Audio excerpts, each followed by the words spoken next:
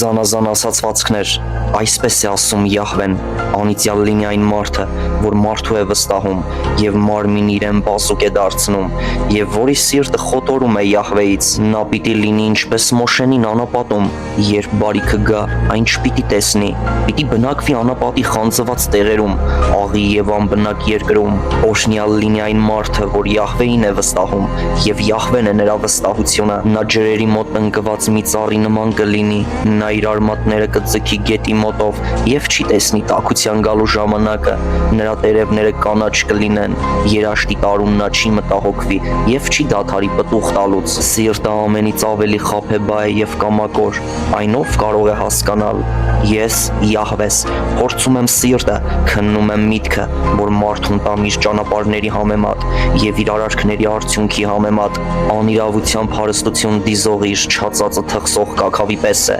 այն իր օրերի կեսին կլքի նրան և իր վերջում հիմար կլինի, փառքի գա բարձրացված սկզբից մեր սրբարանի վայրն է,